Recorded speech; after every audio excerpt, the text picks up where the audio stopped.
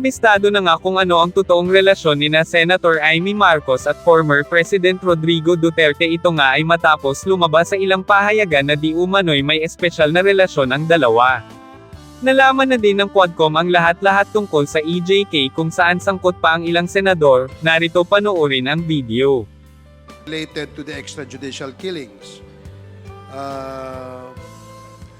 including, of course, the issue where Police Colonel Hector Grijaldo is involved, no? And with that, we'd like to call on the first interpellator, Congresswoman Pami Zamora. You have 10 minutes. You are now recognized. Good afternoon, Mr. Chair. Good afternoon to my colleagues. Colonel Grijaldo, good afternoon po. Colonel Grijaldo, simulan ko lang po nung dati po kasi nag-a-attend ka naman dito. Pero may time na Mr. Chairman, point of information lang po. With the indulgence of Yes. Congresswoman Zamora, ahead. yes, what is the point of Since information? the good gentle lady will be starting to ask Colonel Hector Grijaldo, this representation wish to inform this committee that we will be inhibiting ourselves ourselves, not together with I think tayo, no, na to ask question, and at the same time we can also be asked, no, by the members of this committee.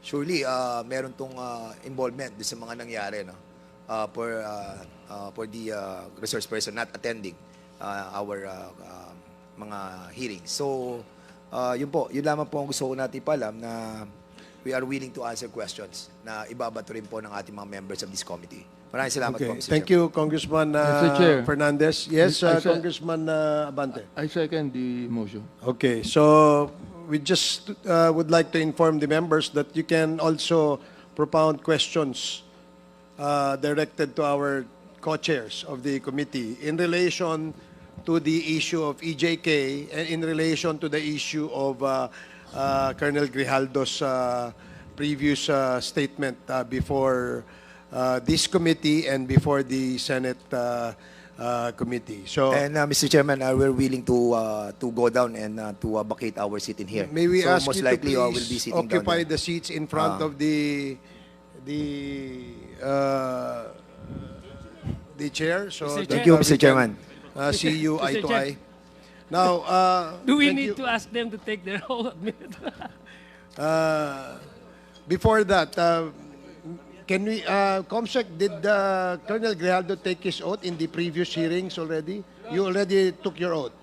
So, there's no need to administer the oath of Colonel Grijaldo. He has taken his oath in the previous hearing. So, may we ask both co-chairs, Congressman Abante and Congressman Dan Fernandez, to occupy the seat in front of this table. Mr. Chair, Yes, Congressman Acop. point of clarification. Yes, please proceed. Since our two chairmen already moved that questions should be asked from them, may we request that they also take the oath? And may I know whether we can cite them in contempt if they're found lying? Thank you, Mr. Chair. Well, thank you, Congressman Acop. Let me inform the Honorable Congressman Abante and Fernandez that since you will be one of the resource persons in this hearing today, any member who find you not cooperative or evading questions from this representation and others, there is no prohibition under our rules that we cannot cite you in contempt. So let it be on record, Your Honors. Now, Point of clarification, Are you point. comfortable in that? Yeah, seat, yes, yes, sir. Okay. Point of clarification, Yes, what Mr. is Chairman. the May I be I think, Mr. informed? Chair, sorry. I think the witness I still have the The floor. resource person now has to wait to be recognized. Mr. Chairman, Yeah, I was recognized, Mr. Chairman. Okay. No, really, no joke. What this representation wanted to find out kung what provision of the rules contain yung pong pagte-take po ng oath ng member of this committee who wanted to be a part of the as resource person. Mr. Chairman. Okay, I will wait, hold your horses, gentlemen. Let me ask Congressman Acop to answer that query of Congressman Dan Fernandez. Mr. Chair, I think the two distinguished gentlemen were the ones who volunteered to become resource persons. We did not require them to become resource persons. And therefore, when they volunteered to become resource persons, then our rules regarding resource persons must apply. Thank you, Mr. Chair. I agree, Mr. So I hope that is clear to the gentleman from Laguna. No further questions will be entertained by the chair. Mr. Chair, From you, but from Congressman may Abante. I yes. request that if you will be cited in contempt, that I would be arrested in my own room, Mr. Chair. That is I noted. confine my That- own room. That's my request, Mr. Chair. Thank you, Congressman Abante. Comsec, please take note of the request of Congressman Abante and Congressman Fernandez. Yes. So, now we will now proceed. So with the explanation of the Vice Chairperson, Romy Acop, this representation submit to the decision of this committee. Maraming salamat po. Okay. Thank you, Congressman Fernandez. May we for have our your- oath now, Mr. Chair? Makabawi na rin kami nito.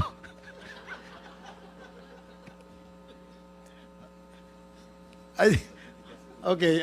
Comsec, please administer the oath of the two distinguished gentlemen, members of the honor of this 19th Congress. Do you swear to tell the truth, the whole truth, and nothing but the truth in this congressional inquiry, so God may help you? Sir, the oath has been administered. Thank you, Comsec. Thank you, Congressman Fernandez and Congressman Abante. Now we will proceed with the interpellation of Congresswoman Pami Zamora. You have 10 minutes. Once again, good afternoon, Mr. Chair, and I'd like to also greet our two new resource persons. Welcome to the committee. Ang tatanungin ko ngayon, Mr. Chair, I'd like to address my questions kay Colonel Grijaldo. Colonel Grijaldo, natatandaan ko dati nung nag-attend ka pa dito at nabigyan pa yung committee ng pagkakataon na matanong ka, sinabi mo na nung June 28, 2016, ay nag-attend ka ng isang meeting sa DPWH building kasama ang classes 1996 and 1997 ng PNPA. Tama po ba yun? Yes, Your Honor.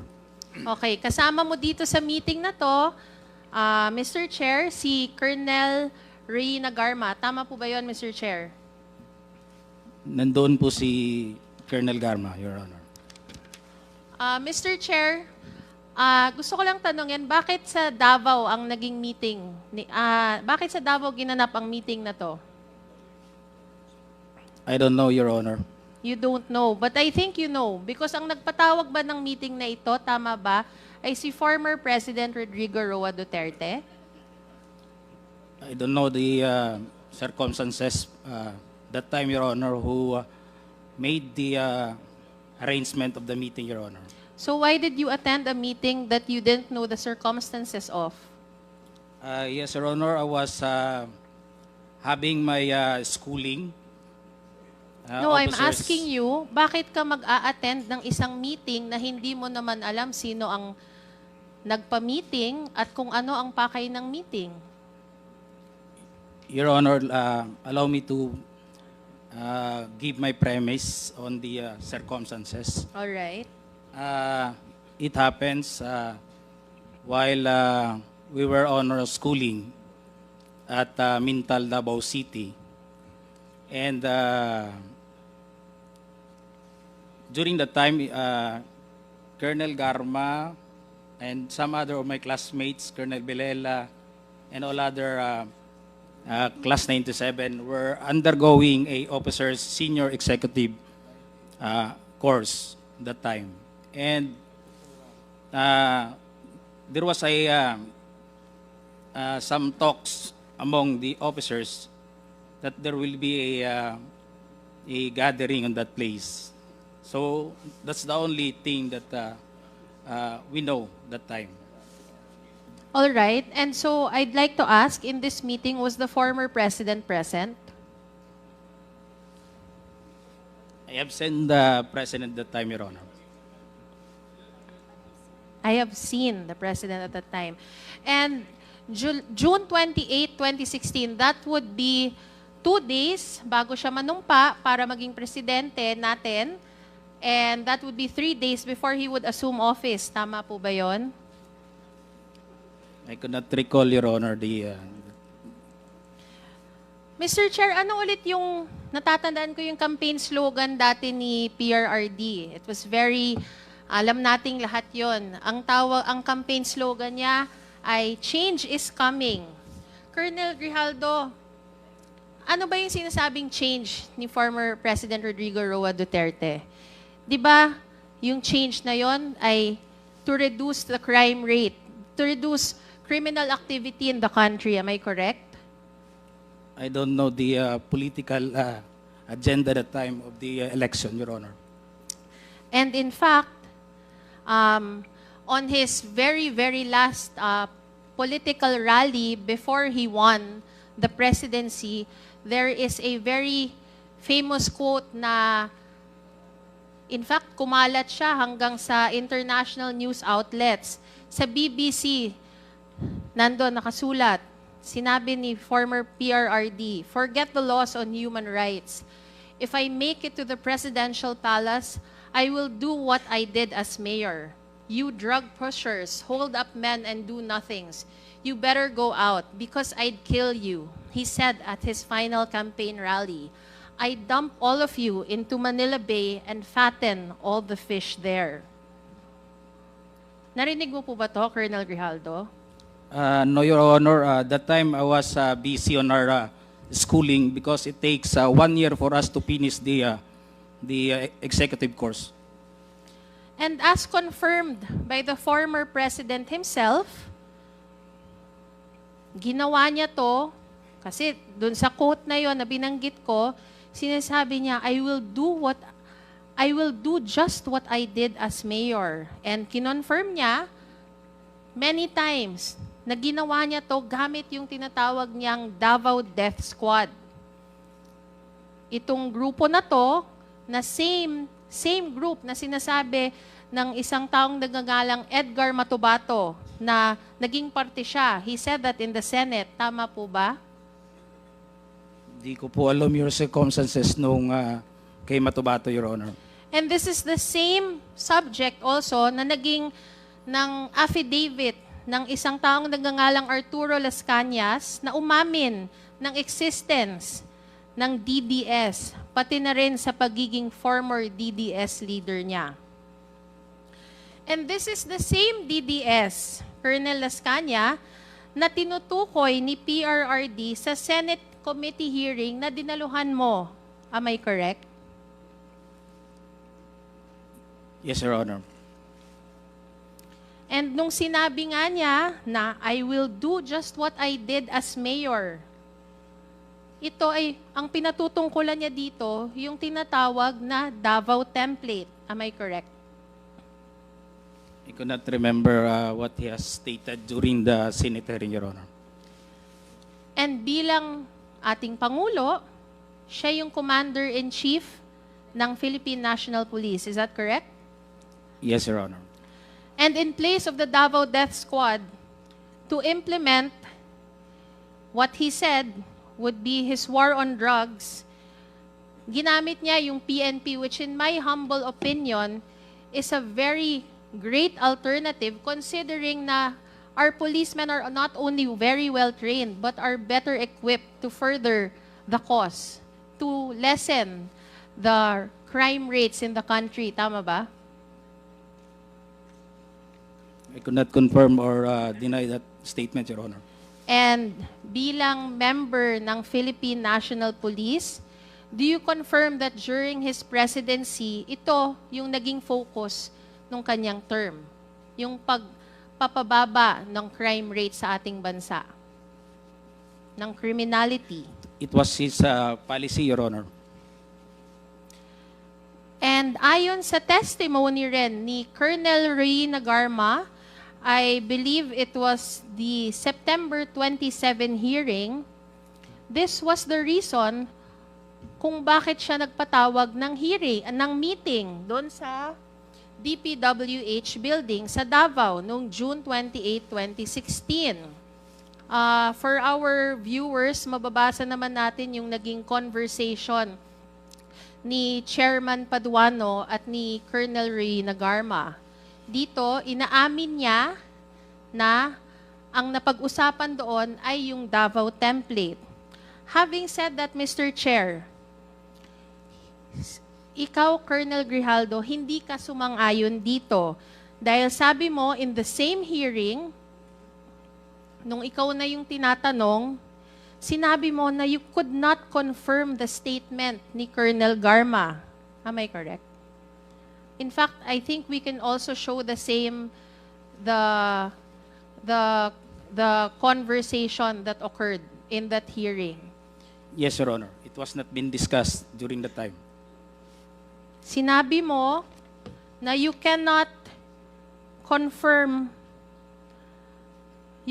sabi mo, I could not confirm that, Mr. Chair, na napag-usapan yon. Yes, Your Honor.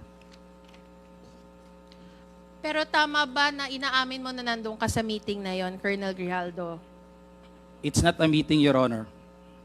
I was It's there a just bonding? to be present together with my classmates, Your Honor. So what do we call it?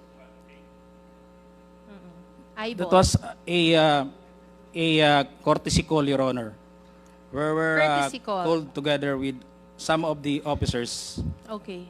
but we don't know what is the topic for that meeting or a gathering, Your Honor. So having said that, it's either one of two things, Mr. Chair. Either A, kasi hindi naman pwedeng parehas kayo nagsisinungaling ni Colonel Garma. Sinabi ni Colonel Garma na yun ang napag-usapan, sinasabi mo na hindi yun ang napag-usapan or hindi mo ma-confirm na yun ang napag-usapan. So para sa akin, it's either one of two things. Una, napag-usapan yung Davao template, pero wala ka doon nung napag-usapan yon. Or pangalawa, Mr. Chair, ay nandun ka nung pinag-usapan yung Davao template, pero ayaw mo aminin, kaya sinasabi mo na you cannot confirm this statement because you are under oath, and you still are under oath, and you didn't want to perjure yourself. Am I correct? No, Your Honor. That's the facts that really happened that time that I witnessed, Your Honor. So, sino sa inyo ni Colonel Garma yung nagsasabi ng totoo? I will not confirm nor deny the statement of Colonel Garma, Your Honor. Parang di ako nasagot. Pero, Mr. Chair, inaamin mo, nakakilala mo si Colonel Garma. Yes, Your Honor. She was my classmate in the academy, and we've been assigned in the Region 11. Okay, if we take, kung tinatanggap natin yung sagot mo na hindi mo, you cannot confirm if that conversation happened, and Colonel Garma confirms that the conversation happened, bilang malapit kayo ni Colonel Garma and considering na very, very critical yung pag-implement ng Davao template nationwide, hindi nyo man lang napag-usapan ba to ni Colonel Garma? Hindi ba yun parang contrary to human experience na hindi nyo siya napag-usapan? Hindi ba kayo parating magkasama ni Colonel Garma? We have that relationship, Your Honor. I mean, magkaklase kami. But we are professionals and we talk just the matters within the bounds of our profession as police officer, Your Honor.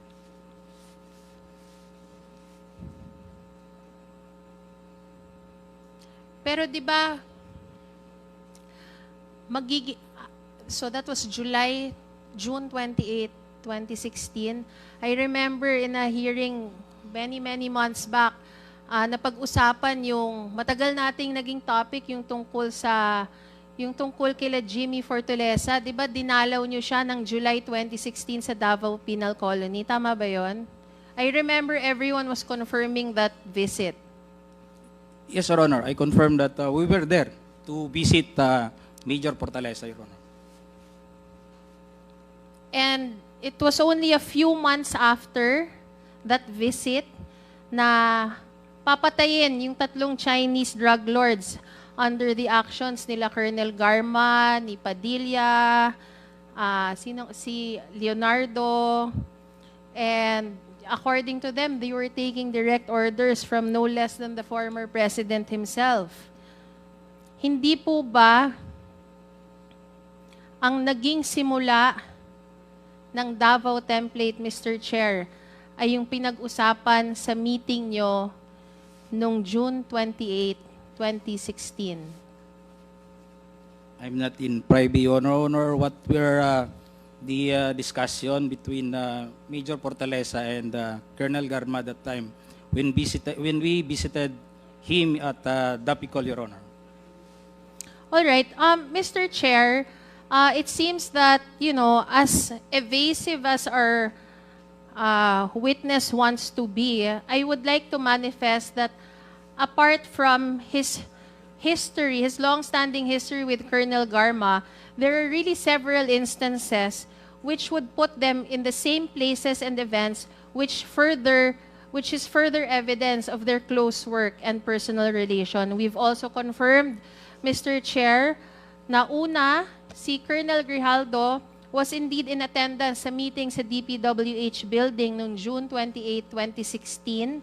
And because of his attendance in this meeting, kahit pa i-deny ni Colonel Grijaldo ito, he was indeed part of the planning of the nationwide implementation of this Davao model, or what we all know as the war on drugs. With this, Mr. Chair, I didn't want to take up all of my time. I yield to the next interpellator. Thank you, Mr. Chair. Thank you, Congresswoman Zamora.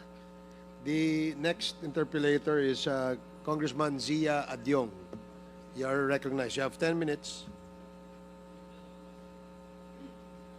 Mr. Chair, I yield to my good friend, the gentleman from Cagayan de Oro, Congressman Lordan. I'll be asking my question later on. I yield my time to Congressman Lordan, Mr. Chair. Okay.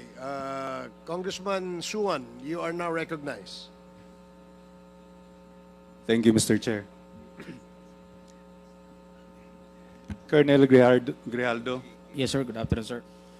di ba ang lokal po na police ang may responsibilidad na to maintain the peace in their area of jurisdiction? Yes, Your Honor. Which means that they have to be familiar with the place where they are assigned in order for them to be effective, right?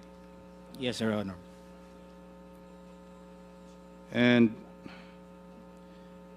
which means that if anything happens in your area of jurisdiction, you have to be the one to investigate, just like what happened to the assassination of Colonel Barayuga, correct?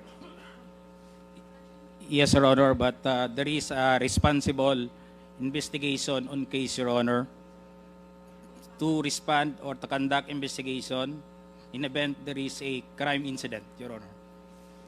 So, as to the assassination of Barayuga, you were the one who is primarily responsible for investigating it. Is it not correct? As part of my command responsibility, Your Honor, I'll take on supervision on my investigator on case for that demise of police. I'm sorry, you were the lead investigator? There is a designated investigation on case, Your Honor. And I'm only supervising, and I could not intervene or influence my investigator on case for that incident, Your Honor. So you mean to say that you are still the supervisor of the investigator of that case? No, there is a, we have a organizational chart, Your Honor. And there is a chief of investigation who is sole responsible on all the personnel under his supervision, which is the investigator on case or all investigator under his unit, Your Honor. And overall, in the police station, I am the police supervisor as the chief of police of that place, Your Honor. When were you appointed as chief of police of Mandaluyong City? July, on the month of July in that time, Your Honor, 2021 or 2021, Your Honor. So you were already the chief of police during the assassination of Barayuga. Yes, Your Honor.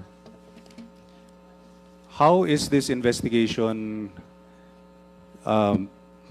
started? How do you, such an assassination like what happened with Mr. Barayuga, how is the investigation started? Ano yung proseso po? Yes, Your Honor. There was a radio call that there was a shooting incident that happened in that place. Immediately thereafter, we dispatched our personnel to conduct yung investigation or to go after of the to those perpetrators of the incident. I was in that place. I responded in that place also, Your Honor, and naabutan ko na lang, Your Honor, yung pick up tsaka yung isang victim on the passenger side, but the driver side was already evacuated as per the witnesses in that place, Your Honor.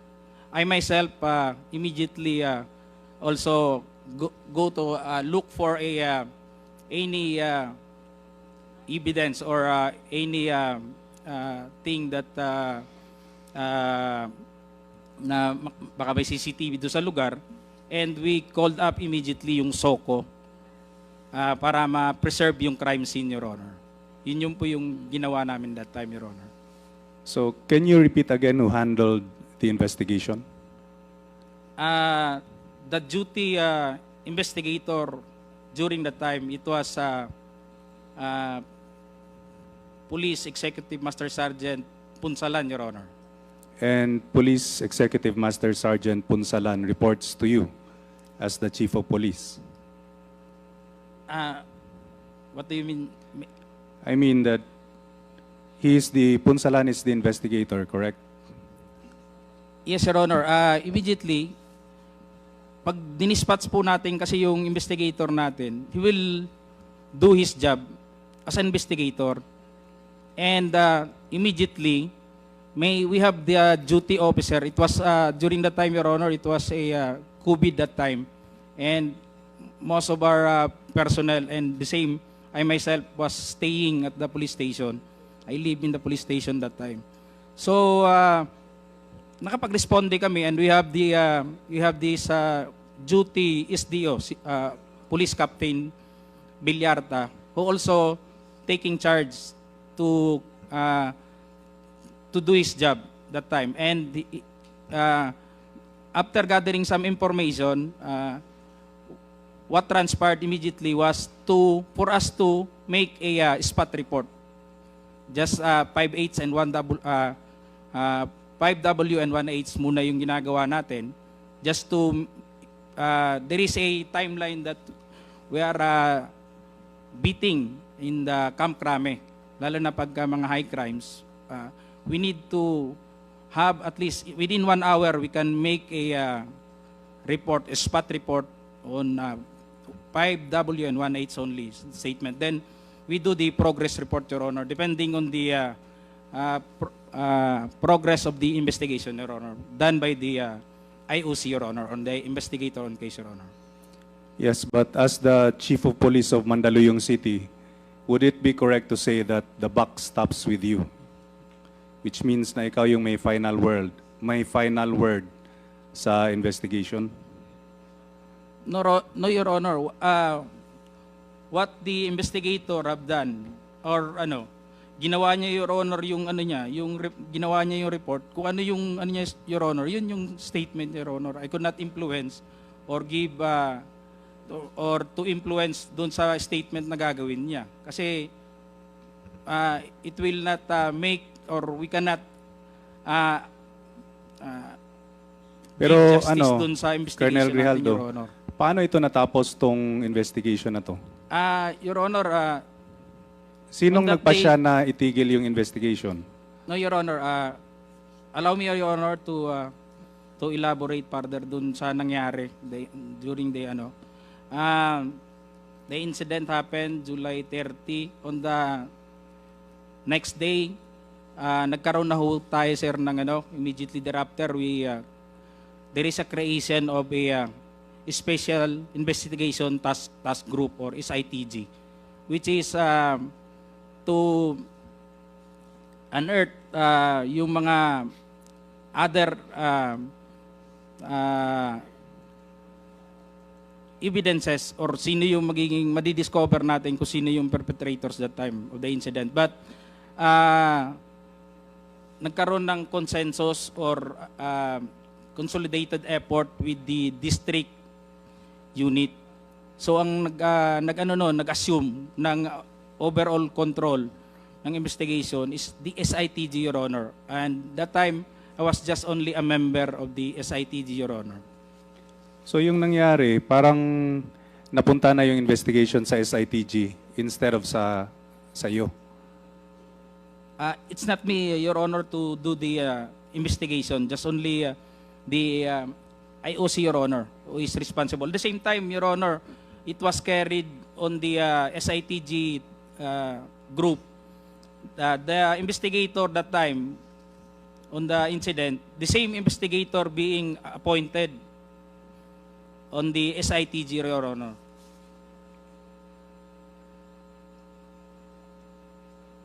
Pero di ba ikaw yung office nyo yung nagsimula ng investigation, so pagkatapos nun, pinasa sa SITG or sa CIDG? Pinasa namin, Your Honor, kung ano yung initial nagawa naming investigation. And the CIDG was then also a part of the SITG, Your Honor. The composition of the SITG is the IOC of the station, I myself also a member, the D7 or the DIDM, the District Investigation Detective Management Unit, the CIDG, the SOCO, the overall chair of the SITG, Your Honor, was the district operation, DRDO, we call it the DDO, Your Honor, Deputy for Operation, Your Honor. So Colonel, kahit ikaw po yung nagsimula ng investigation, Yes, Your Honor. you were not the one who finished the investigation. That's what you're saying? Yes, Your Honor. It was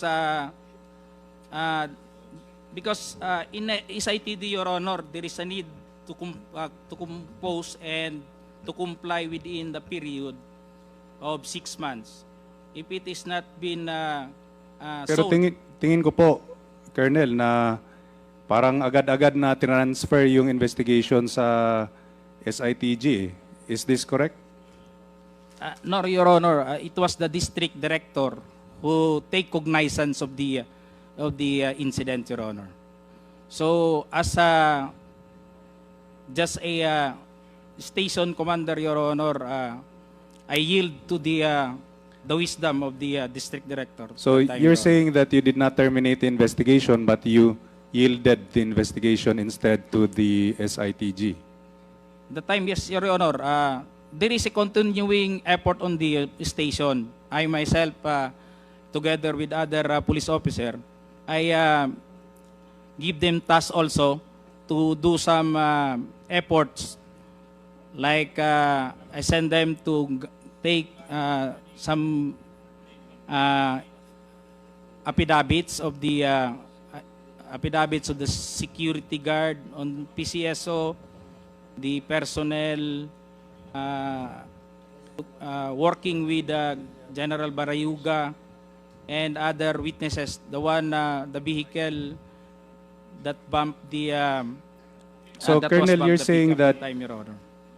with all of these resources that are in your hands or within your reach, binitawan mo pa rin yung investigation at binigay sa SITG. I mean, Your Honor, hindi naman ibig sabihin binitawan. Ibig sabihin, we just give the district the opportunity or for us to have a better in the conduct of investigation, Your Honor, mapabuti kasi ang effort nun marami ng unit Kasi hindi sa lang tingin yung ko- station. So mas mapapabuti po natin na masolve po yung problema, Your Honor, yung crime na nangyari. Normal po ba na, do you usually do this, Colonel, na yung may mga high-profile cases like this one, binibigay agad sa CIDG or sa SITG? Yes, Your Honor, there is a in the PNP operational manual, there is a creation of SITG every time incidents involving may mga high crimes, Your Honor, assassination Kasi or Sa tingin ko po, terrorism parang or whatever. this is very concerning because parang pinapasa mo yung trabaho nyo na dapat ikaw yung gumawa, especially this investigation into the murder of Barayuga. I think that's irregular, Colonel Grijaldo. And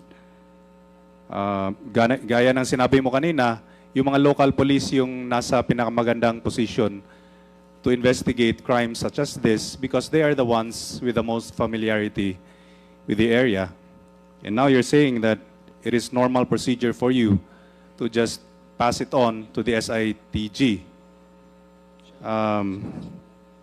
I find this really concerning and baka may personal na interest ka kung bakit ma-terminate agad yung investigation regarding sa pagpaslang kay Barayuga. Ayon sa PNP National Police, sa Philippine National Police Internal Affairs Service, may ongoing investigation ba regarding this sa pagpatay kay Barayuga? IAS? Your Honor, we've been charged before the Internal Affairs Unit. So you were charged Yes, Your by Honor. the IAS? Yes, Your Honor. We have a administrative complaint for us, Your Honor. I have here with me the charge sheet.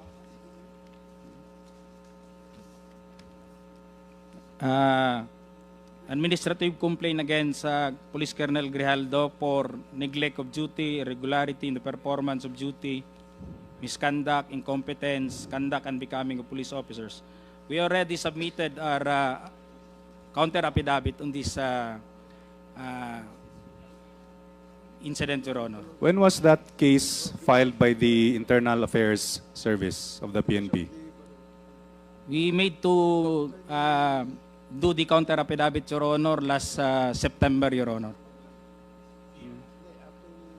Would you agree with me that the Internal Affairs Service would not have filed this case kung wala naman silang makikitang o nakitang anomalous or irregular activity during the investigation, di ba?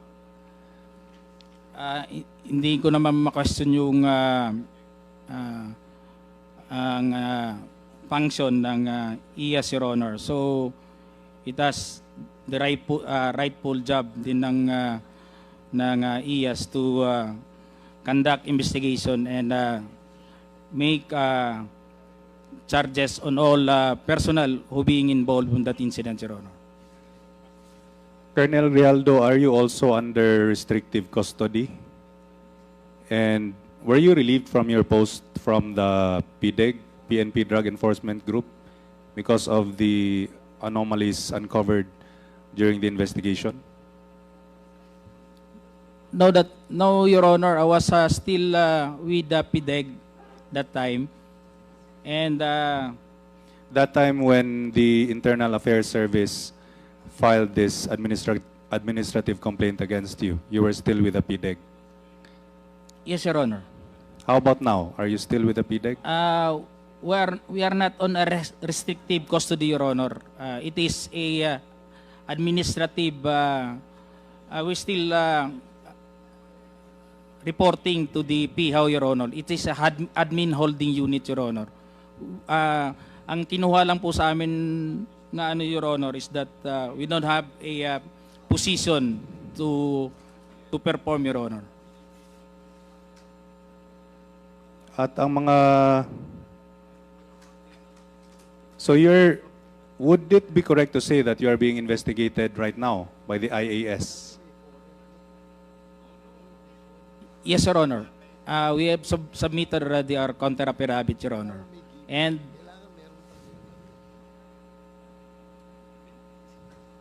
Tapos ang reason siguro ng IAS ay dahil mayroon kayong pinagtatakpan. Is that correct? Is that one of the reasons for this investigation by the IAS? hindi ko po hindi po ako pwedeng mag-assume dun sa investigation. I-preempt natin yung investigation ng IAS, Your Honor, because they are still conducting on the liability on the those personnel being investigated on this case, Your Honor. Colonel Grijaldo, kilala mo, do you know Colonel David Puklay? Yes, Your Honor. At nung nakaraang Quadcom hearing, parehas kayong tinanong tungkol sa investigation regarding sa assassination ni Barayuga. Is that correct? Just I could not remember, Your Honor.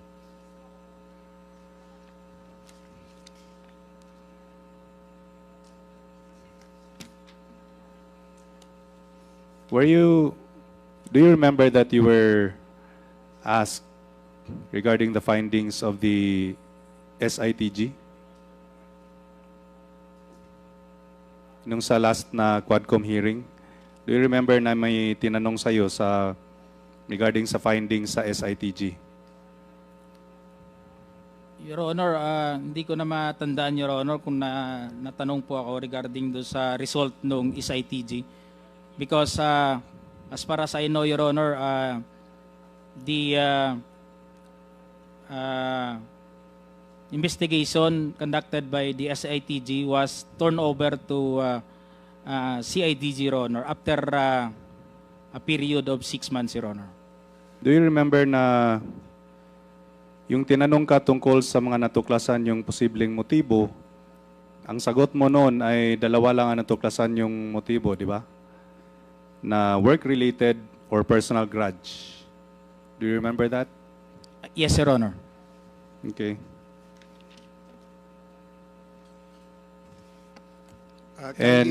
Kindly wrap up, Congressman So. During the last Quadcom hearing, hindi mo man lang binanggit na meron palang alegasyon na sangkot ng droga, allegedly, si Mr. Barayuga. Yes, Your Honor. I could not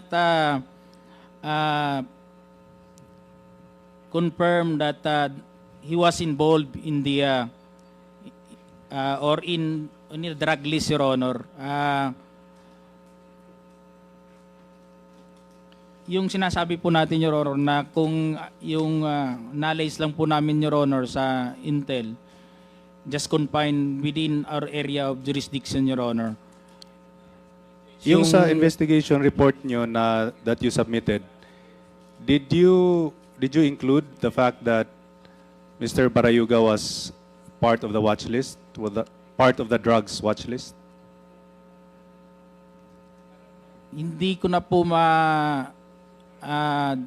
ano yung napag-usapan doon, Your Honor, doon sa wrapping up or the nung karoon na ng Your Honor, yung resolution yung SITG, I was already relieved as Chief of Police of Mandaluyong, Your Honor. Mr. Chair. Just a manifestation, Mr. Chair, because based on this interpellation, it would seem that the witness has a propensity to withhold crucial information and he always claims that he has no knowledge of the matter, notwithstanding the fact that there is evidence to controvert his statements. And ito ay nakakabahala at posible namang maging hadlang sa ating investigasyon kasi gusto lang talaga natin yung katotohanan. No more questions, Mr. Chair. Thank you, Congressman Suwan. Mr. Chairman. DSJJ, I just would like to ask a very short question to Colonel Grijaldo in relation to the questions asked by Congressman Suwan. Doon ba sa investigasyon nyo, you were the Chief of Police ng Mandaluyong when the Barayuga assassination happened, correct? Yes, sir. And base sa inyong investigasyon sa nangyaring yon, ano ang posibleng motibo sa pagpatay kay kay General Barayuga? Your Honor, hindi na nga po ako na-discuss during the ng SITG report because I was not already that time. On whose in there. orders the SITG was formed? Is it the Chief of Police or somebody higher than you? On the district level, Your Honor. So and who was that? The district director, Your Honor. And he was the district director at that time. Just I could not remember the... Imposible naman, Colonel, hindi mo matandaan yung immediate superior mo. Just I'll check, Your Honor. Check. I'll give you 30 seconds. Please check. Yes, Your Honor. Check ko lang, Your Honor. No, hindi naman kapani-paniwala na hindi mo matandaan kung sino yung superior mo. If you're trying to cover up for someone, do it in the most professional way, so to speak. I don't know if there is really a professional way to do that, but there is some semblance of cover-up.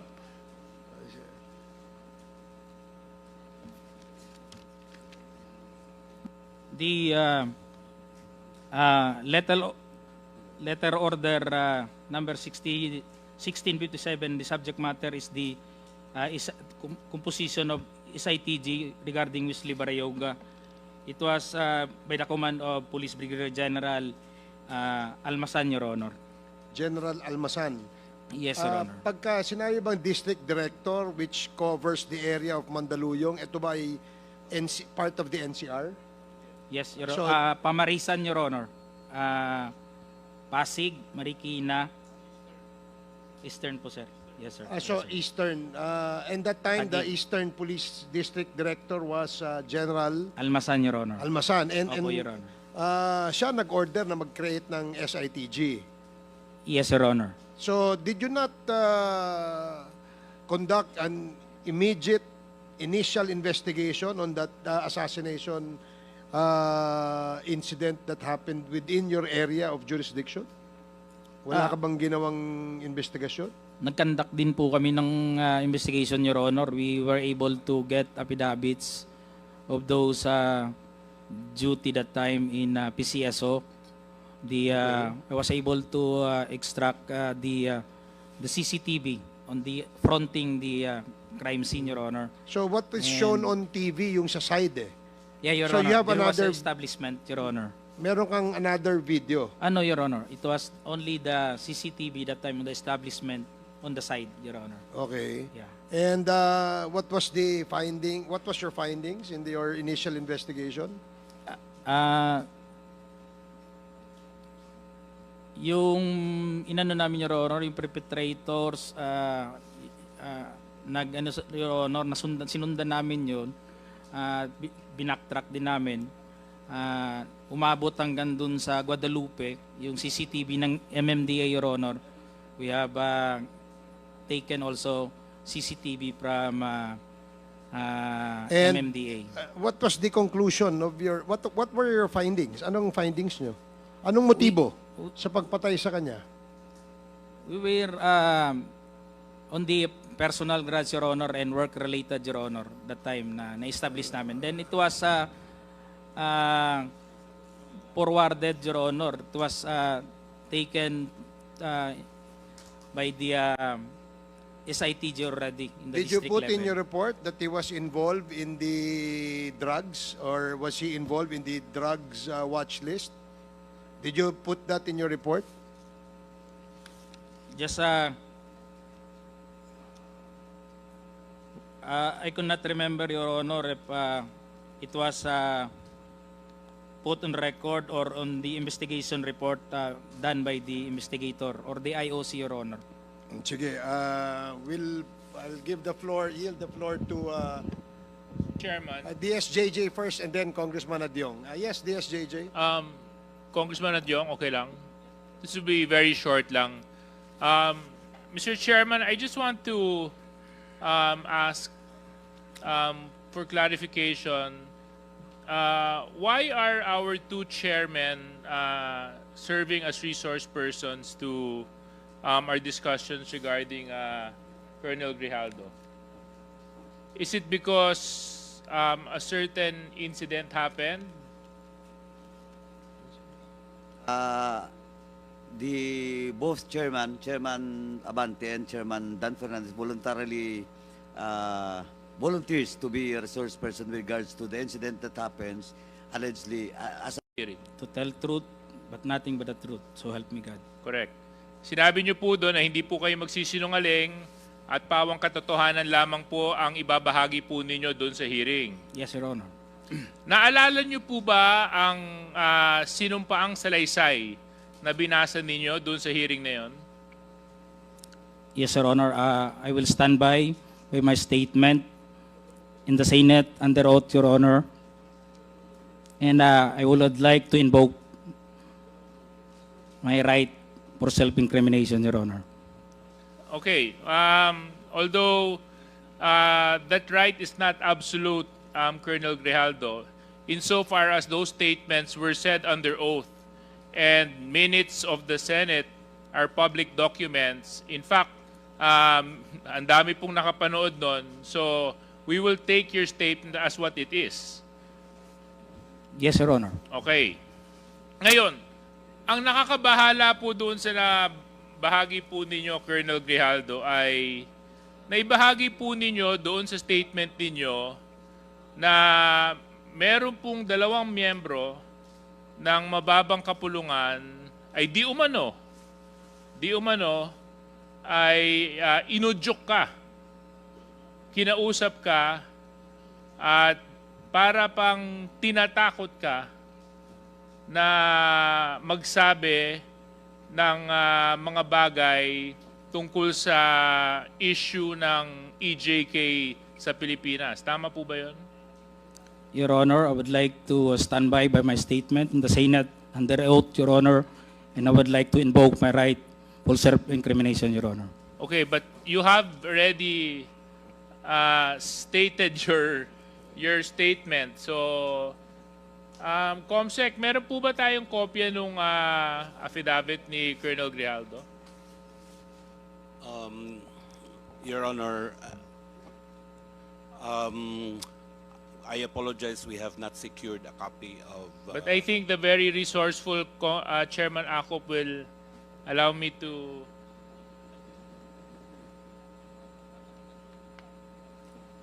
Thank you very much. So, anyway, Colonel Grijaldo, meron po akong kopya ng affidavit nyo. At ito naman po ay pinaninindigan po ninyo. Tama po? Yes, Your Honor. Okay. Maraming salamat. Dito po sa number 7 ng inyong sinumpang salaysay, sinabi po ninyo dito, when I entered the end room, I saw 2 lawyers of Colonel Garma standing inside the room. One of the lawyers approached me and then asked me what we were going to talk about. And I said that I do not know. Number 8, after a while, Congressman Dan Fernandez entered the room and he asked me to sit beside him on the right side. Then Congressman Abante entered the room and sat on the far end chair on my right.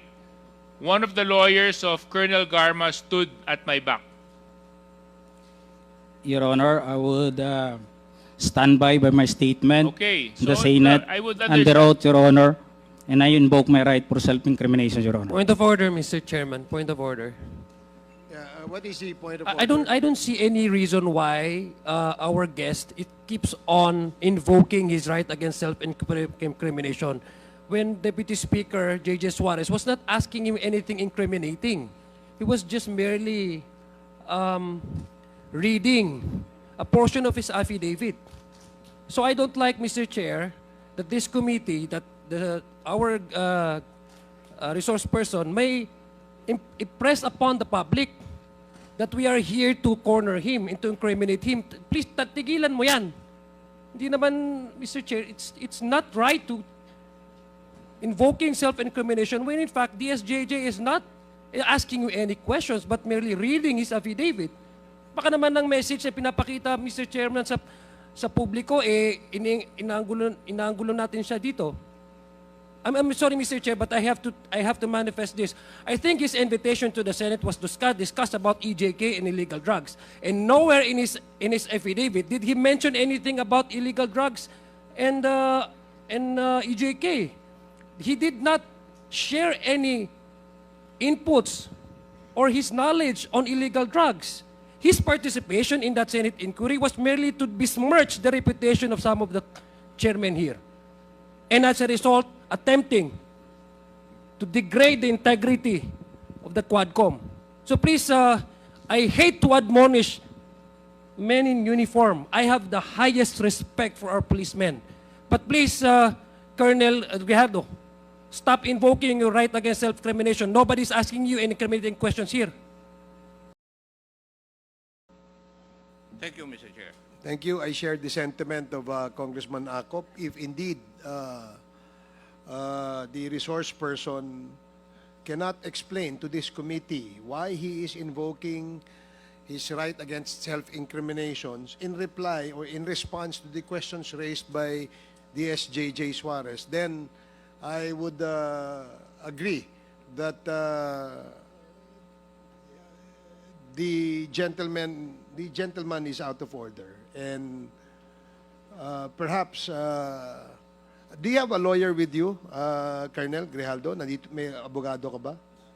Would you like? Wala po, Your Honor. Do you want us to provide you a lawyer? No, Your Honor. Because your lawyer or lawyers that we can provide you will assist you on telling you what your rights are in this committee hearing. So, gusto mo ba mag-provide kami ng abogado? No, Your Honor. So, you will answer and reply to the questions of the members. Now, DSJJ? Yes, are you- Mr. Chair, maybe another opportunity we can provide to the resource person. Colonel Grijaldo, kung kayo po ay hindi komportable, dahil nga maraming nanonood at nasa publiko po ang hearing na ito, would you want or would you request for an executive session so that you can divulge the details and the truthfulness to the affidavit that you executed in the Senate hearing? No, Your Honor. Okay, so therefore we can proceed, Mr. Chair. Please proceed. So, Colonel Grijaldo, matanong ko lang po, ano po ang nag-udyok sa'yo para i-execute tong affidavit na ito? Just I have said, Your Honor, during my opening statement in the Senate, it was Tuesday. We have a hearing here on Tuesday, and we ended up on the Wednesday on the event of the Typhoon Christine. And as I have said, I go back to my home, and dinibdib ko po yung nangyari sa akin, Your Honor. And I never told this to my wife that time for 2 days. Until such time on the Friday, I was informed by the PIHAW that I'll be attending a Senate hearing. So, naisabi ko dun sa asawa ko, Your Honor. And nag-a-argue pa kami kasi ayaw niya. Ako kasi gusto ko na may sabi. And sabi ko, we have to go on a Sunday Mass and we need wisdom for this para mabigyan din tayo ng lakas ng loob para ma-resolve natin sa tayo kasi tayo nag-aaway. Nagkakaproblema. Hindi na rin kami nag-aano nun eh. So on the Sunday, it was on the gospel. Sabi ko, pakinggan natin kung ano man yung masabi ng gospel sa atin that day. And it was a great enlightenment and a wisdom na binigay sa akin, Your Honor.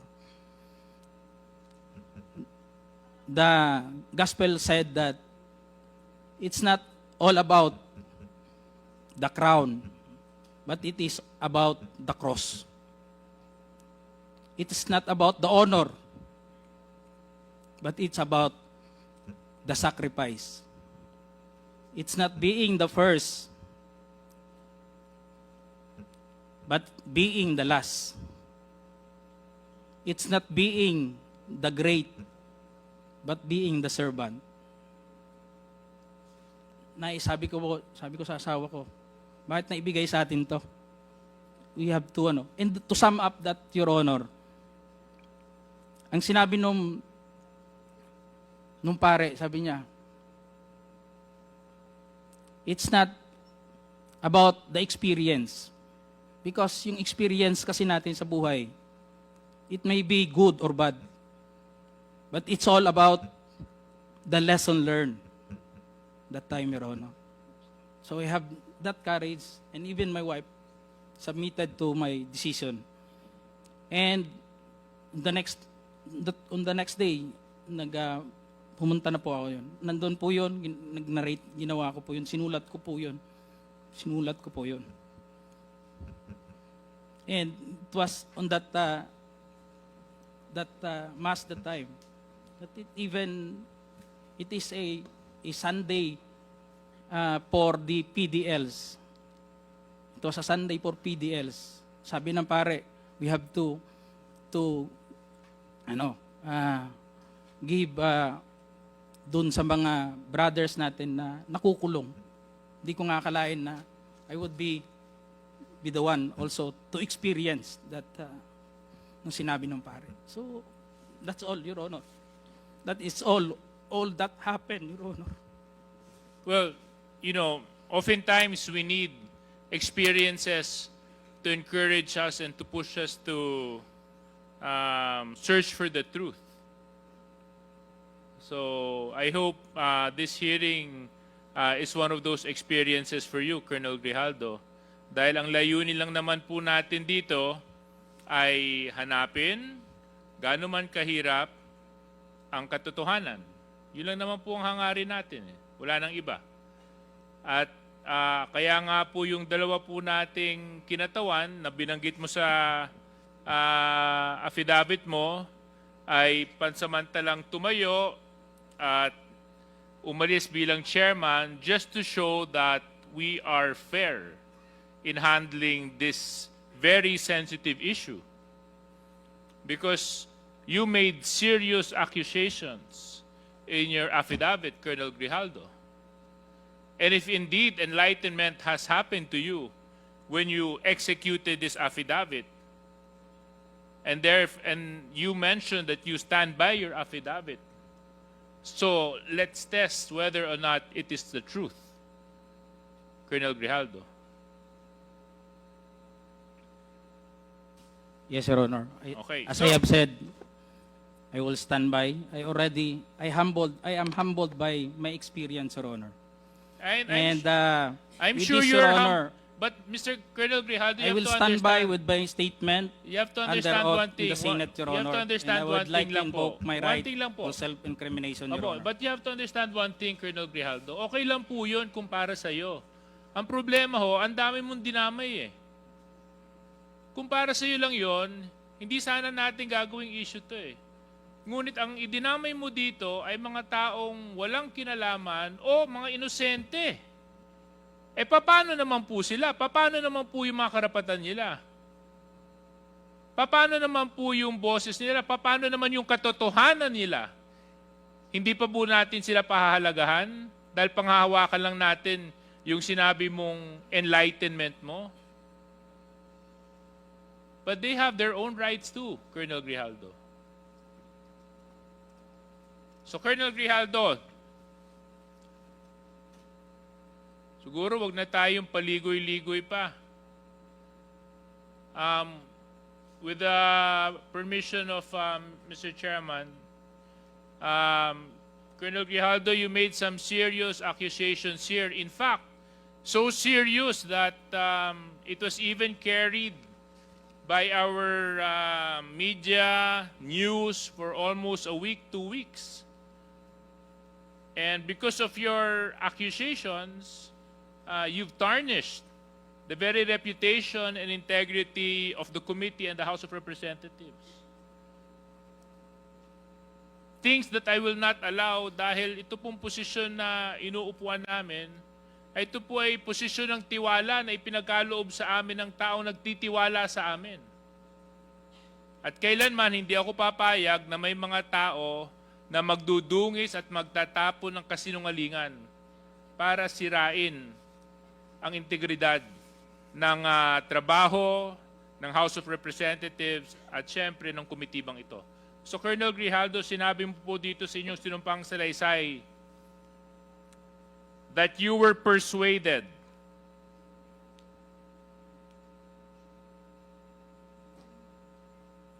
Your Honor, and you said, ikaw naman, Colonel, ganito lang yan. Alangan namang walang insidente o mangyayari sa panahon na yon. I answered that I served as COP, Chief of Police in Mandaluyong during COVID-19 pandemic, and there were less crimes committed and we did not receive any reward from anyone. I added that we only received funds as additional MOOE support fund for the Peace and Order Fund of the LGU. But dito po sa earlier part, sinabi mo that you were persuaded. Is this true, Colonel Grijaldo? Your Honor, I will stand by my statement in the Senate under oath, Your Honor, and I would like to invoke my right for self-incrimination, Your Honor. That is out of order. Let it be of record that the statement made by this resource person is out of order. Please continue, Congressman Suarez. Number 17, sinabi nyo dito, I then respectfully told Congressman Dan Fernandez that anyone can debunk my statement if I confirm the testimony of Colonel Garma about DDS in 1999. Since I was not a member of the PNP at that time and I have no knowledge as to the reward system. Additionally, I said that the work of policemen are noble, that requires great sacrifice even without reward or award. It is our moral obligation and a call of duty to serve our country and our people. If I may continue, Colonel Grijaldo. At sinabi mo, Congressman Dan asked me, Colonel Garma, anong masabi mo sa kanya tungkol kay Barayuga? I politely told him I cannot comment on the case when I respectfully answered him, Sir, mahirap yan. Kasama kami sa nag-iimbestiga at hindi ko alam kung anong kinalaman niya at may investigasyon din kami, baka ma-incriminate ako, sir. Tama po ba ito, Colonel Grijaldo? Your Honor, Yes or no lang po, I will stand by my statement in the Senate under oath, Your Honor, and I would like to invoke Mr. my Chair, right again. for self-incrimination, Mr. Chair. Your Honor. Again, the resource person is out of order, Mr. and Chair. let it be of record that he is continuously disrespecting this committee by refusing to answer appropriately to the questions propounded by the member. Alam mo, Colonel, if I may, DSJJ, binibigyan ka namin ng pagkakataon dito eh.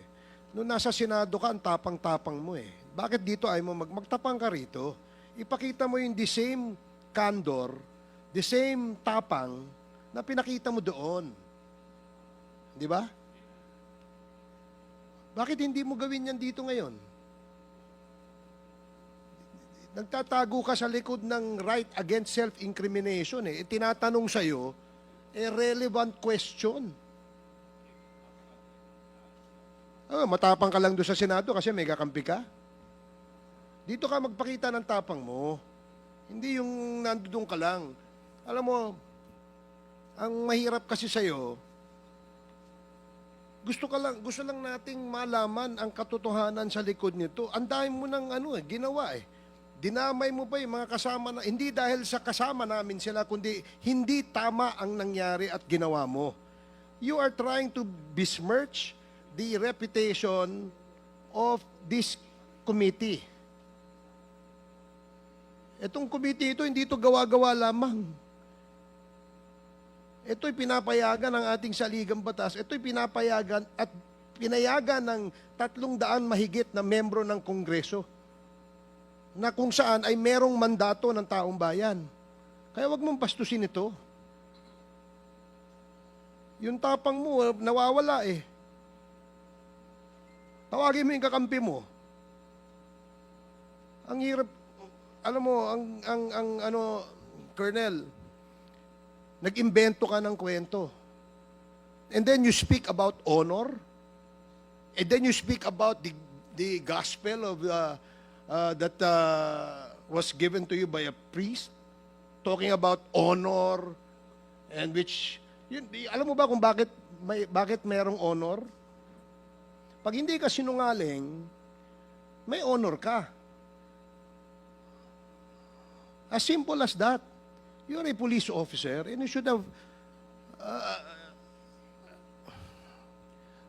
kasi, yun ang dito eh. Anyway, DSJJ, you can continue. I totally understand the frustration of our chairman. In fact, it is the same place where I'm extracting my frustration from. No? Kasi nung Senate hearing, napanood ko yung binanggit mo, Colonel Grijaldo, at ako naman, araw-araw, hindi naman araw-araw, na tuwing magkakaroon ng Quadcom hearing, nandito ako.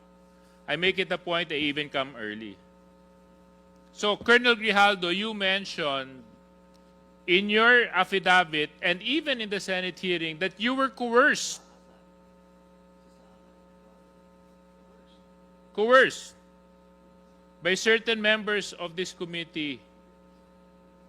Totoo ba yun? O hindi? Your Honor, I would like to invoke my rights. Hindi. It's a simple yes or no.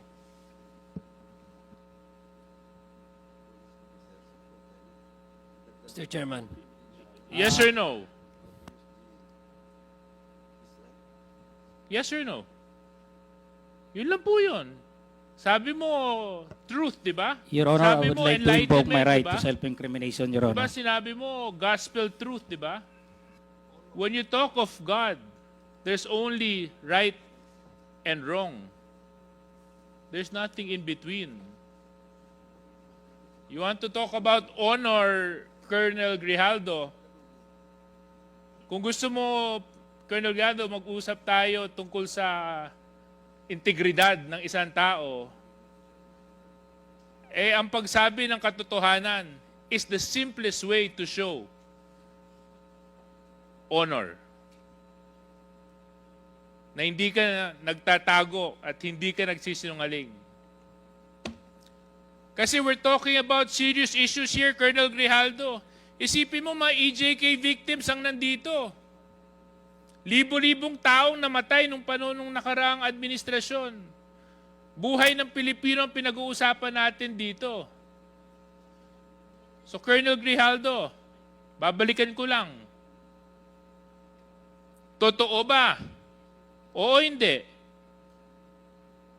Na merong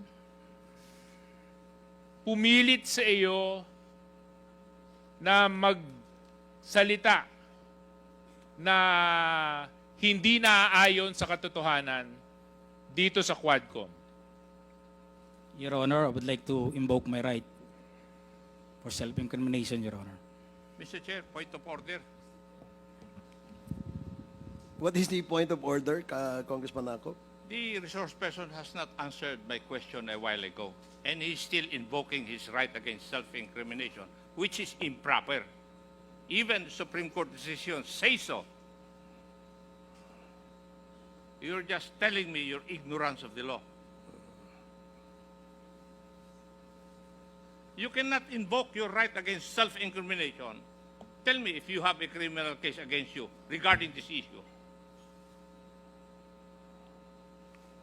Galing ako sa serbisyo, iho, pero nakakahiya ka. Thank you, Mr. Chair. Pag ako na magtatanong, Thank you. sasagot ka. Dahil isasite kita in contempt again. Thank you, Congressman Sir Chair. Akop. Sir Chair, just a quick I'm surprised why he became an officer.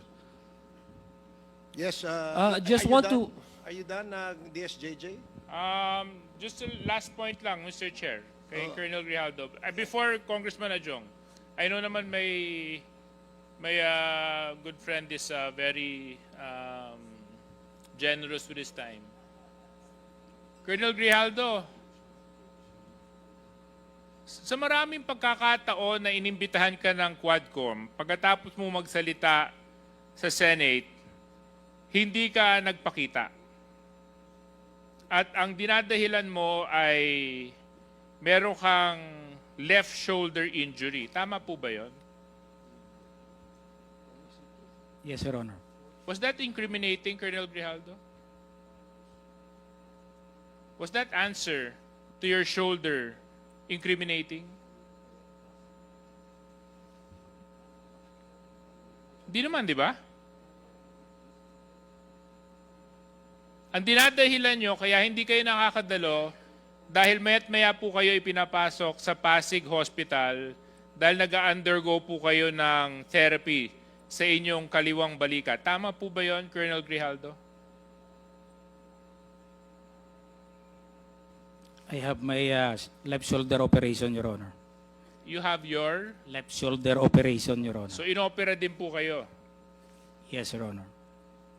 Okay.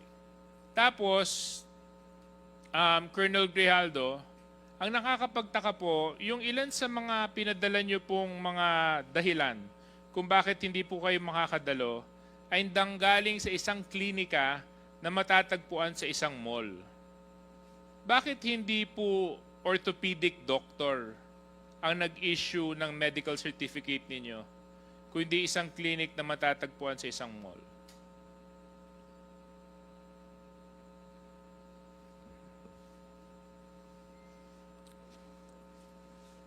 The doctor who operated me, Your Honor, is a professional, Your Honor. I'm not asking you whether or not your doctor is a professional. I hope he's a professional. Yes, Your Honor. Because if he wasn't a professional, then may God be with you because he conducted surgery on you. Yes, Your Honor. So thank God he's a professional. But Yes, I'm not Your asking the qualifications of your surgeon. I'm asking kung sa sobrang laki ng dinadala mong problema sa inyong kaliwang balikat at kinailangan po itong operahan, bakit isang klinika sa isang mall ang nag-issue ng medical certificate mo at hindi isang orthopedic surgeon? That is not a clinic, Your Honor. It is a hospital, Pasig Hospital, that responsible in giving the medical certificate, Your Honor. I suggest, Colonel Grijaldo, you refresh your memory. Kasi yung isa sa mga una mong pinadala sa amin ay nung amin pong sinearch yung address, mall po ang location niya. So again, Colonel Grijaldo, I'm asking you, it's not too hard. Sasabi lang po kayo ng katotohanan. Kayo po ba nung panahon yun ay umiiwas dito dahil nakapagsalita kayo sa Senado? Colonel Grijaldo? No, Your Honor, it is a necessary, Kasi kung hin- Your Honor, to have my operation, Your Honor. Kasi kung hindi And po I kayo... am suffering a pain on that time, Your Honor. Oh. Because this happened during my cadetship, Your Honor. And during that time, there were no operation being conducted na nangyari at kumikirot po talaga to, Your Honor. And I have no reason to escape or to not going to this honorable Quadcom committee, Your Honor, because I was able to attend 4 Quadcom hearing, Your Honor, and I was already giving my statement, Your Honor. Opo. Yes, you were attending. In fact, I would see you in the back. Kaya nga nagulat ako nung nakapagsalita ka ng mga hindi makatarungang mga statements at nakapagbitaw ka sa Senado nung nagkaroon ng hearing doon. Nagulat na lang po ako pagkatapos niyo po magsalita doon, bigla na lang po naging unavailable na kayo. Bigla na lang sumakit ang balikat ninyo. At bigla na lang kinailangan na maoperahan ang balikat ninyo. May, Your Honor, it will incur considerable amount, Your Honor, for the payment of the operation. And I'm still contemplating to find money for that operation, Your Honor. And I was been confined on that hospital. The option was given was to relieve the pain, was only to have therapy. And I asked the doctor for that period na hindi pa ako maka-attend na sabi ko, i-therapy lang muna, Doc. Then, kung makapag-produce na ako ng considerable amount for the payment of the Alam operation, mo, Colonel Grijaldo, kayo po I ay will isang, submit for an operation, Your Honor. Kayo po ay isang police officer. Kung nandito lang sana si Congressman P.M. Vargas, sasabihin niya po sa iyo, papakita niya yung 2 tornilyo niya sa balikat niya. At sinabi niya, pagkatapos po ng operahan siya at lagyan ng tornilyo sa balikat, kinabukasan nagtrabaho na po siya. Kaya yung sinasabi po ninyong konting dislocation at konting operation at naging dahilan para hindi po mag-attend sa mga Quadcom hearings, medyo nakakapagtaka po yun. So anyway, Mr. Chair, I would give my time and to the other interpellators, I would just like, Mr. Chair, to request na sana matapos na po natin itong topic ni Grijaldo and the 2 Kongs so that we can move forward with the other EJK issues. Because it's something that we need to resolve immediately so that we can benefit from the wisdom of Congressman Benny Abante as chairman and to whatever Congressman Dan Fernandez can contribute to Quadcom, Mr. Chair. Okay, thank you, Congressman Suarez. The next to interpellate is Congressman Adyong. You have 10 minutes. Thank you very much, Mr. Chair. It will not take me 10 minutes to ask my question. In fact, this is a follow-up immediately after the question of Congressman Lord Dansuan. Just to zero in on the issue of why it took for the district police to create the Special Investigation Task Force. Kasi doon po yung nag-intriga sa akin. Tama po ba, I will not discuss anything about your affidavit, Colonel. Just want to ask you straight questions, and I hope you Yes, will Your not Honor. invoke your right against self-incrimination. Now, is it correct that when the Barayug murder happened, that was during your time as the chief of the Mandaluyong City Police? Yes, Your Honor. And immediately after, when the murder took place on the same day, you all immediately conducted an investigation. Is it correct? Yes, Your Honor. And sino yung head ng investigative team na ito? Kasi parang hindi ho kayo, sabi niyo po sa committee ito ay hindi kayo yung directly na nag-imbestiga, but you rather form a team and you had assigned or delegated someone in your office or in your police district to handle the investigation. Tama po ba? Sino yun?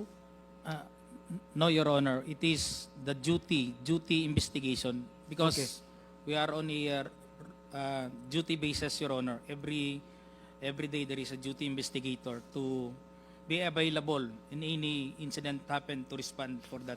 So makatuwid, you're in the office, you ordered, and there's a duty investigation, meaning sila yung nag-respond doon sa crime scene, sila yung nag-collect ng mga, kung ano man yung mga ebidensya na makokolekta nila. You mentioned also about CCTV, at sila yung gumawa ng report na yon at binigay sa iyo. Tama po ba? Yes, Your Honor. It was the duty SDO, Your Honor, to make a report to the district, Your Honor, because we are on a hierarchy, Your Honor. No. I'm asking you, Colonel, from the very start, gusto ko lang maintindihan yung regular process of investigation. So nangyari itong krimen, pak, pinatay. Nakita natin yung video, Yes, di ba? sir. May bumarel, may nga assailant unidentified, di ba? So pumunta doon yung mga tao mo, sila yung nagkolekta, I don't know, pumunta ba ang Soko, nagkolekta sila ng mga ebidensya, and then yung kinakolekt nila, ni-report nila, sinubmit nila sa'yo. Tama ba yung aking pagkakaintindi yung proseso? The spot report, Your Honor, is given to the duty SDO, Your Honor. Okay, so the SPART report, hindi pa Immediately- tapos yan, ha? Hindi pa conclusive, hindi ba? Only relevant information, the 5W and 1H, Your Honor. Oo. And Then, immediately, it will be sent through to the operation of the district. not unit. directly to you? No, Your Honor. Why? Because we have some delegated officer that time, Your Honor, responsible to send the report, Your Honor. So in terms of hierarchy, Mr. Chair, just want to be clarified. In terms of hierarchy, you're the chief of Mandaluyong City Police. Yes, Your Honor. Before it reaches a much higher level, it has to go past through your office, hindi ba? Minsan kasi, Your Honor, pagka chief of police ka, Your Honor, you have to supervise only. There is a duty SDO and a duty investigator. So sila yung nag-aano po ng report, Your Honor, and they just inform me about the incident. But at that time, Your Honor, I was there also in the incident. So just to read on the report being submitted, to be submitted to the district level. So Your Honor. do you mean to say that all of the murder cases that are being investigated ay nagka-create sila ng special investigation task force na diretso sila sa district na hindi na sila pupunta sa iyo? Is that what you're telling us? Hindi naman lahat ng murder cases, Your Honor, nagkakaroon ng So SITG. what made the Barayuga case? Because Did you request for the creation of special investigative task force? Because I don't medyo nahihirapan kong intindihin kasi kayo po yung police chief, hindi ba?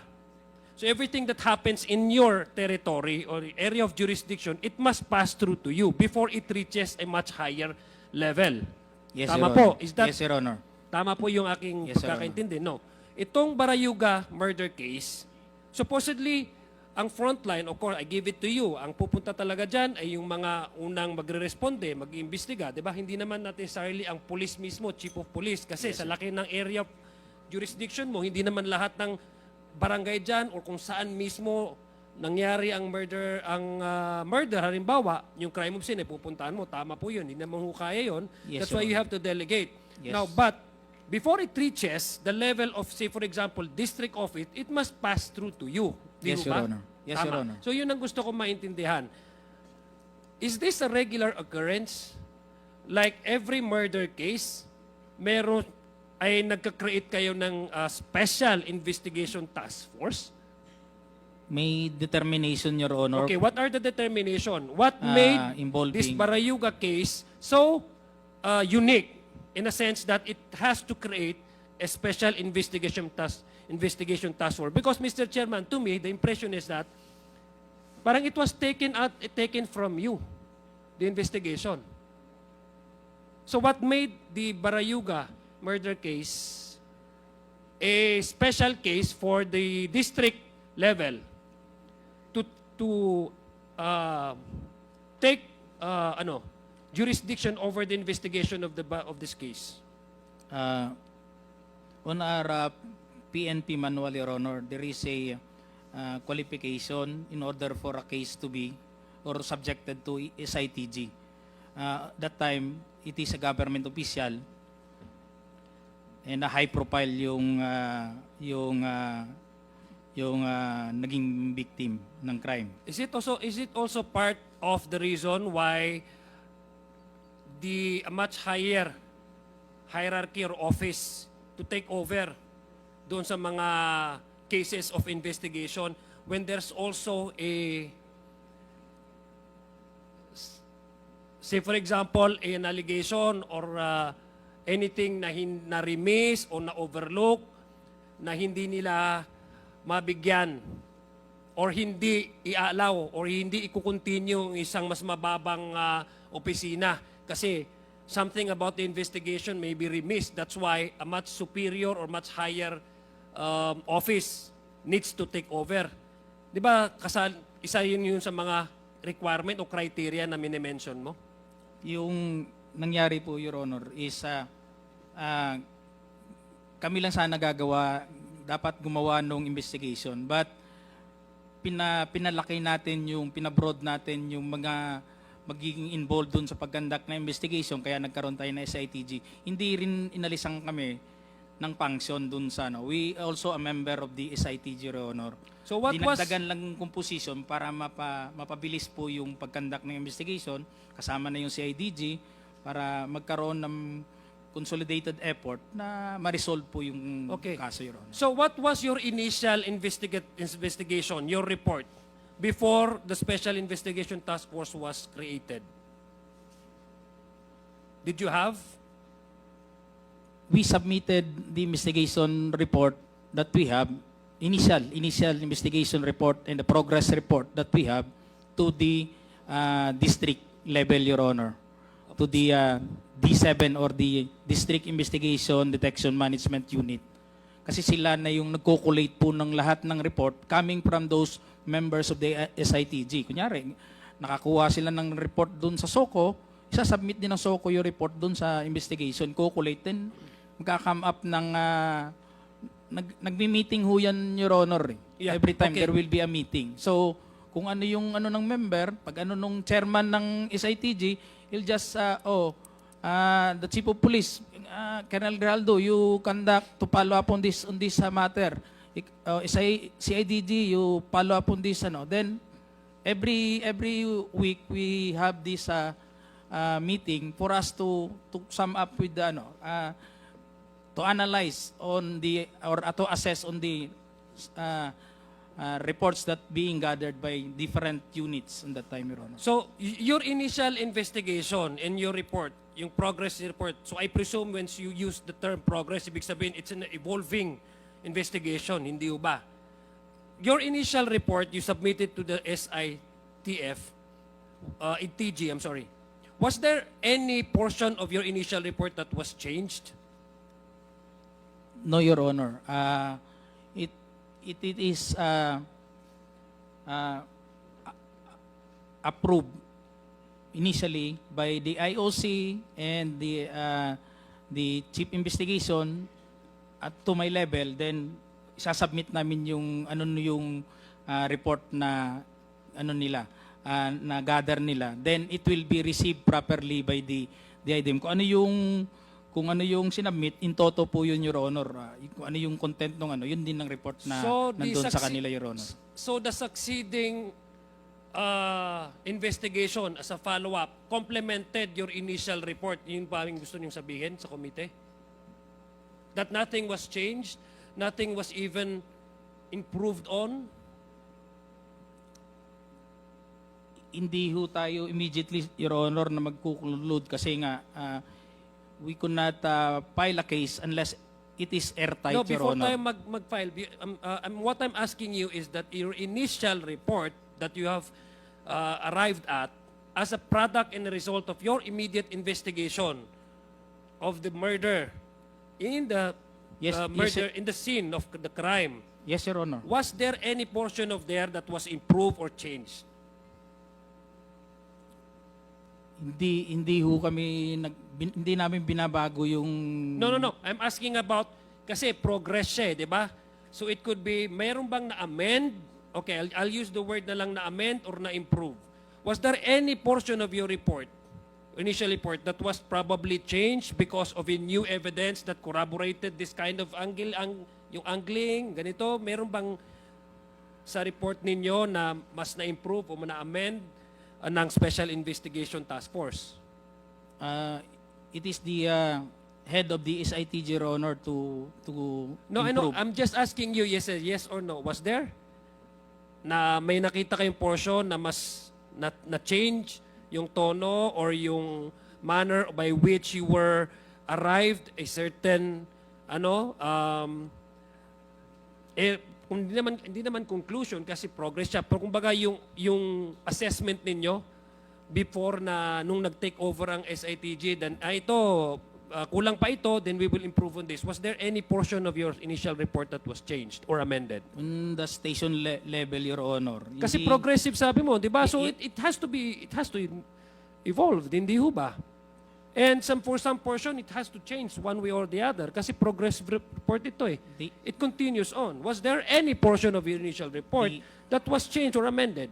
No, Your Honor, the term we're using, Your Honor, is the progress report in terms of the continuing investigation being conducted. Like, shall we say, on the progress report, we send personnel to gather the CCTV. Then we made that report as progress report. But it's not conclusive yet, Your Honor, unless otherwise it will be collated from different members of the SITG, Your Honor. Yes. Mr. Chair, I'd like to know how long did the Special Investigation Task Force took effect? It took effect immediately. How long the duration of the investigation?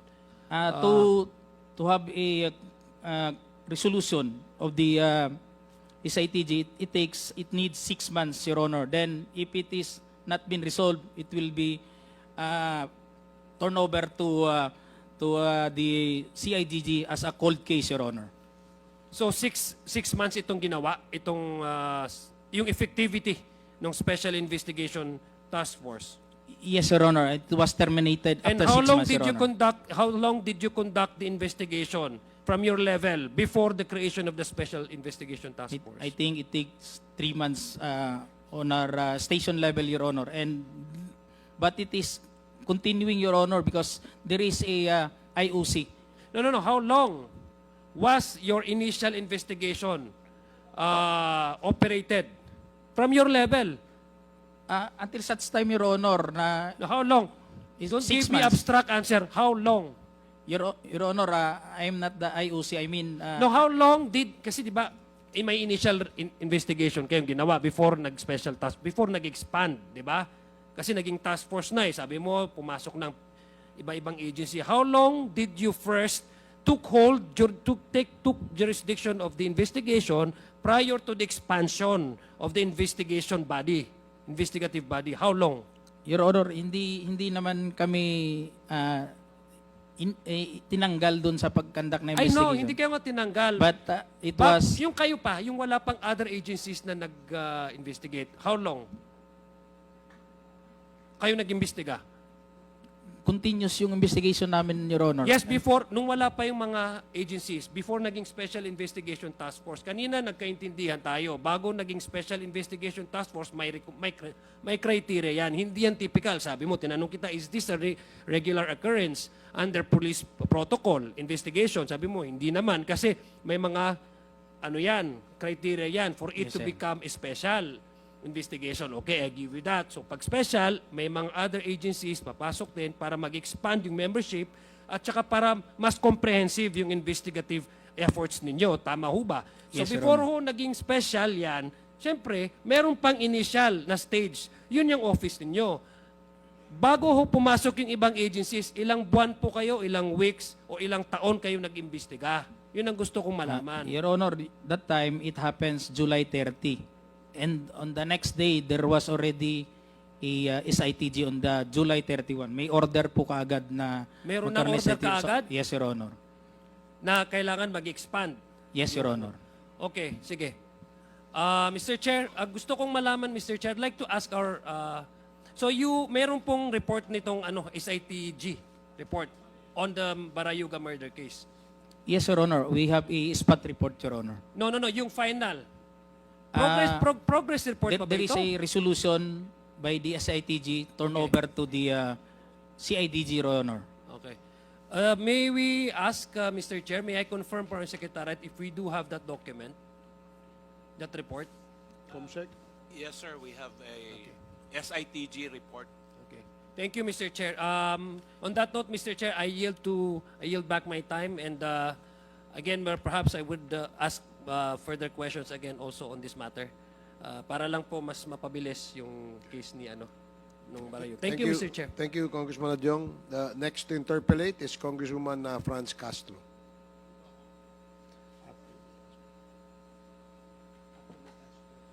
Mr. Chair, wala pa akong tanong kay Colonel Grijaldo sa other resource Yes, person po. they are all resource persons under the Okay, topic so- of extrajudicial killing. So, Okay, thank you, Mr. Chair. we can still go back to Colonel Grijaldo later if you wish. Mr. Chair, may tanong po ako kay Dr. Raquel Fortun related po doon sa mga several drug-related and activist-related AJK. So, Mr. Chair, Dr. Raquel Fortun, have you conducted autopsies to several drug-related and activist-related?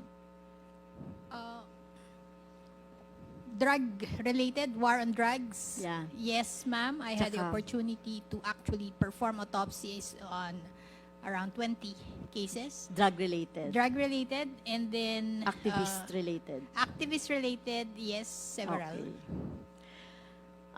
What is the standard or regular procedure to be followed in conducting an autopsy? In an ideal situation, it is defined which deaths have to undergo what we call a forensic autopsy. And definitely in the cases we're talking about, they're violent deaths. They have to be investigated. And that means the body at the scene, as it is discovered, has to be also preserved in terms of physical evidence at the scene, where the body is located, how it is positioned, so much detail has to be noted. And then the body has to be carefully removed from the scene for a more detailed examination, and this is where the autopsy comes in. And when we do an autopsy, a forensic one, there is a very detailed external examination. There's a lot of documentation. We expect our findings to be questioned. There must be no issue regarding who is this person, so we address identity. Also, cause and manner of death, but this is better assessed when we next do internal examination. It really depends on the case. If you have a shooting victim, I would typically ask for x-rays, if only to make sure that there are bullets there or not. Okay. So it depends on the case. So pag sinabi po nating forensic autopsy, very detailed autopsy, tama po ba? Yes, ma'am. In terms of manner of death and cause of death, etc. The word forensic there means you have legal questions to address. Okay. And typically, you have to answer that there's no question, this is the person you are, the person is properly identified. Okay. What killed him? How did he die? Okay. Thank you, Dr. Fortun. So did you conduct an autopsy on Ana Maris Chay Evangelista and her husband, and also her husband Ariel Evangelista and Manny Asuncion? Nag-autopsy po ba kayo? Yes, ma'am. I did. So these are victims of activist-related AJK known as Bloody Sunday Massacre. So for the records, what are your findings po dito sa mga autopsy nitong mag-asawa at saka kay Manny Asuncion?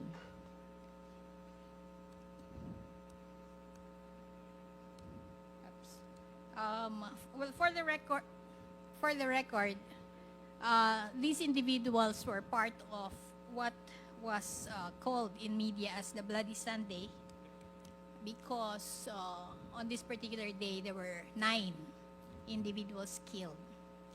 And I was able to actually examine all 9. They were brought to me in the UP College of Medicine morgue. And just to summarize, the cases were examined from March 9 to March 13. Ito lang po, Dr. Fortune, sa mag-asawang evangelista po, tsaka kay Manny Asuncion. Ano po yung findings ninyo? I have already released the report, and if the committee or the Quadcom is interested or does not have a copy yet, I can provide. Because the details are here, I will have to, like for instance, starting with Ana Marie Evangelista,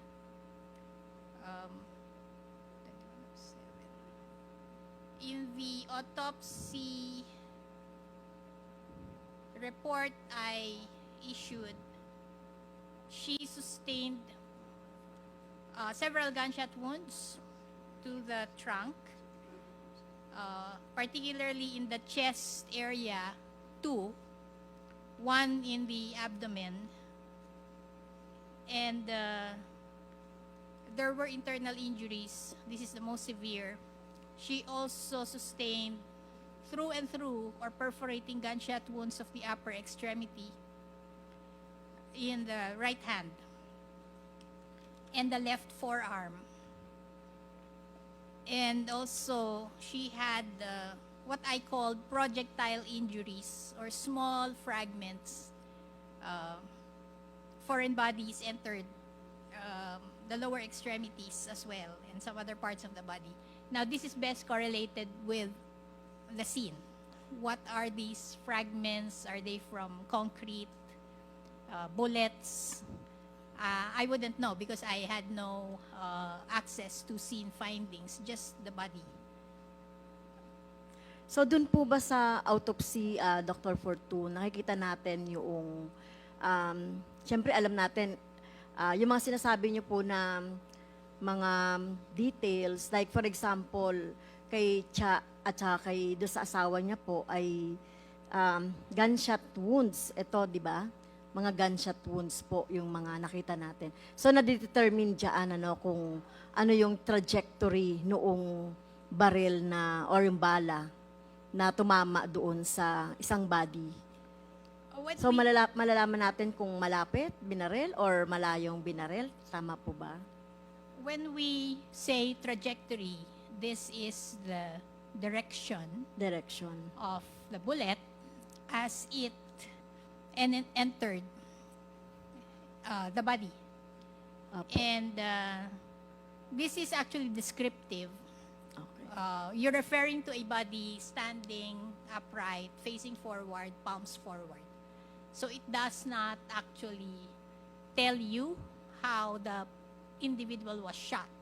Just by looking at the body, you have to address everything, like the scene findings, bullets, casings, blood spatter, totality of evidence. When you're asking about how far or how near the shot was fired, this is what we refer to as the muzzle to skin distance. And this is best assessed by looking at the entrance wound, because sometimes there are marks there, like smudging or soot, stippling, and so on. But again, in these cases, I had a lot of limitations. Like, for instance, they were all embalmed. And the embalmer would introduce changes, like the injuries, like the entrance wound would be sutured, and that would damage the features there. Another limitation is, these cases, I did not have access to all their clothes. Clothing should be part of the autopsy, and only some of them had their clothes on them. I think the spouses, Evangelista, Ana, and Mr. Evangelista had their clothes, but the others I did not. So what I'm saying is you have to make use of a lot of information. But if the bodies are not properly documented, preserved, and so on, that poses a lot of limitations. Okay, yung so ano po yung pinaka findings nyo po doon sa mag-asawa? So yung pagbaril po ay too close, yung pagbaril doon sa nakandak ninyong autopsy? Again, the details would be in the actual autopsy reports, but I don't think in any of the cases I was able to commit to range of fire or how far or how near the shots were fired at them. The most I could say were how many shots were fired, where, what parts of the body were injured, what could have been fatal. So you have that in your report? Nandiyan po yun sa report ninyo? Yes, ma'am. The details So, are in the reports. Mr. Chair, may we ask Dr. Fortun to submit the autopsy report po? Can you submit? Yes, ma'am, I can. I have PDF copies with me, electronic files, but if you want the actual signed copies, they're in my office.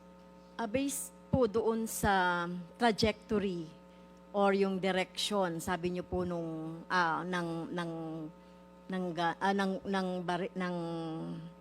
bullet, sa dami po ba ng mga wounds, masasabi ba natin na intentional yung pagbaril o hindi?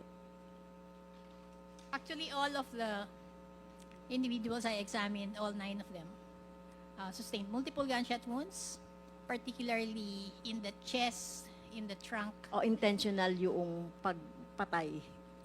If you would consider the multiplicity, the number of shots, then that implies intent.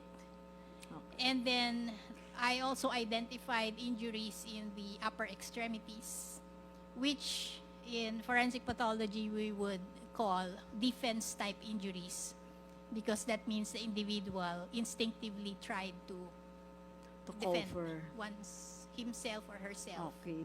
Pag intentional po yung pagbaril, pagpatay, so that means, ito po ba ay to the head, to the heart, or some part po ng body?